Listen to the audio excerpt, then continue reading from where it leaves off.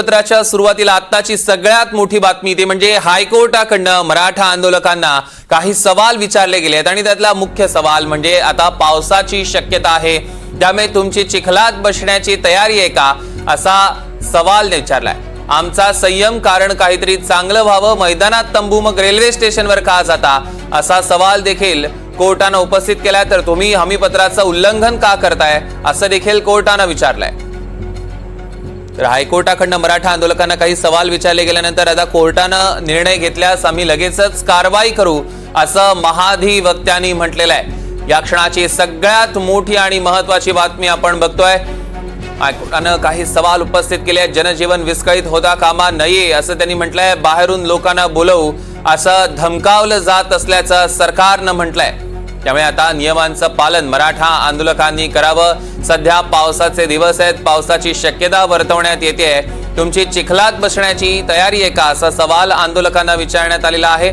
सोबतच आंदोलकांना सांगितलंय की मुंबईकरांना कोणताही त्रास होता कामा नये, नियमांचं पालन मराठा आंदोलकांनी करावं। जर तंबू आझाद मैदानात आहे तर मग रेल्वे स्टेशनवर का जाता, असा सवालही त्यांनी विचारलाय। सोबतच पोलिसांनी आता कोणत्या अटी ठेवल्या होत्या त्या एकदा ग्राफिक्सच्या माध्यमातून बघूया। खरं तर आंदोलनाला एकाच दिवसाची परवानगी होती,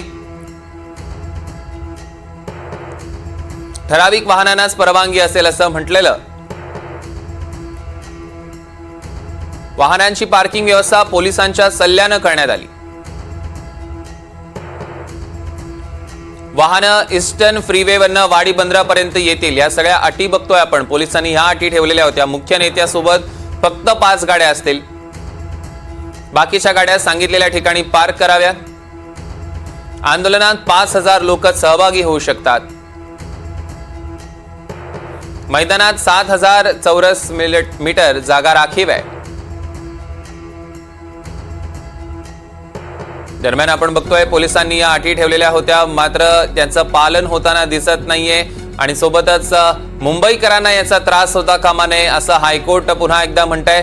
शाळा, कॉलेज आणि नोकरधारकांना त्रास नको, असं देखील हायकोर्टानं म्हटलंय। लोकांना मूलभूत गरजा मिळाल्या पाहिजेत आणि सोबतच ह्या सगळ्याचं पालन मराठा आंदोलकांनी करावं, असं कोर्टानं म्हटलेलं आहे। आम्ही संयम ठेवून आहोत, कारण यातनं काहीतरी चांगलं निष्पन्न होईल, असं देखील कोर्टानं म्हटलं। एकदा ग्राफिक्सच्या माध्यमातून बघूया मुंबई हायकोर्टात नेमकं काय घडलं।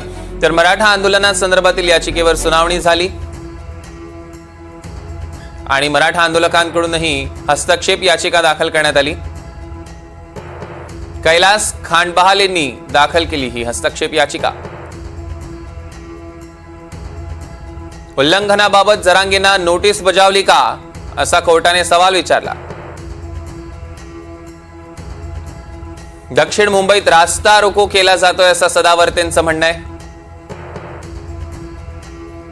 आंदोलनात अटी शर्थींचं उल्लंघन होत असल्याचं देखील सदावर्तेंनी म्हटलंय। जरांगेंना काही अटींच्या आधारे परवानगी मिळाली होती।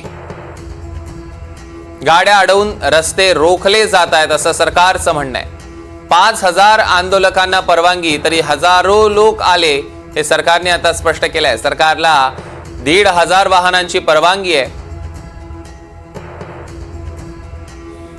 आणि आपण कोर्टात नेमकं काय झालं ते बघितलं आणि त्यानंतर कोर्टानं देखील स्पष्ट केलेलं आहे। मुंबईतलं साहित्य बाहेर जायला अडचण नको, असं देखील कोर्टानं सुचवलंय।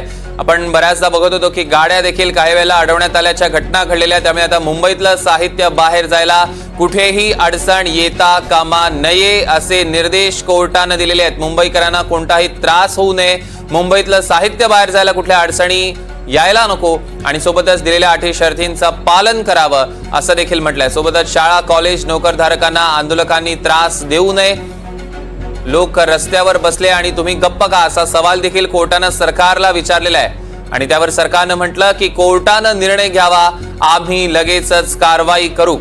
कुठल्याही पद्धतीने जनजीवन विस्कळीत होता कामा नये, अशा स्पष्ट सूचना कोर्टानं दिलेल्या आहेत। सरकारनं अजून एक तक्रार केली, ते म्हणजे बाहेरून लोकांना आम्ही बोलावू असं धमकावलं जात आहे, असं सरकार म्हणतंय आणि आंदोलन थांबवण्यास सरकार का नाही सांगत, असा कोर्टानं सवाल उपस्थित केलेला आहे।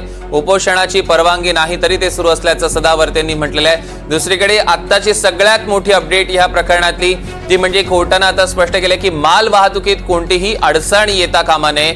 मुंबईत नसाव बाहेर माल नेला जातो तिथे कुठेही अडचण येऊ नये। क्षणाची सगळ्यात मोठी आणि महत्वाची बातमी आपण बघतोय।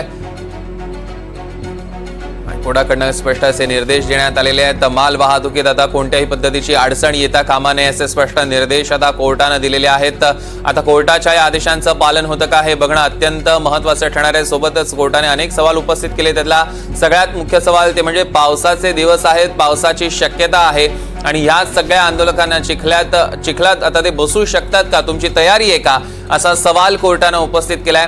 सोबतच आंदोलकांसाठी देखील एक सवाल केलेला आहे कोर्टाने, ते म्हणजे जर तुमचा तंबू आझाद मैदानात आहे तिकडे आंदोलन सुरू आहे तर मग सगळे दुसरीकडे त्या रेल्वे स्टेशनवर जाऊन तुम्ही का राहता, असा देखील सवाल कोर्टाने विचारलेला आहे। आपण ठिकठिकाणची दृश्य जर आज मुंबईतली बघितली किंवा गेल्या 2 दिवसातली बघितली तर सगळीकडे मराठा आंदोलक आपल्याला बघायला मिळत आहेत। अनेक जणांनी सोशल मीडियावर पोस्ट सुद्धा केलेल्या आहेत। तुम्ही हमीपत्राचं उल्लंघन का करताय असा सवाल कोर्टाने उपस्थित केला। हमीपत्र दिलेलं होतं मग त्याचं उल्लंघन का करताय असा देखील सवाल कोर्टाने केलाय। त्यामुळे कोर्टाने अनेक सवाल मराठा आंदोलकांना सुद्धा केलेले आहेत आणि सोबतच सरकारला सुद्धा केलेले आहेत आणि सरकारनं आपल्या पद्धतीने त्यावर स्पष्टीकरण दिले। अक्षय कुडकेलवार आपले प्रतिनिधी आपल्या सोबत जोडले गेले आहेत।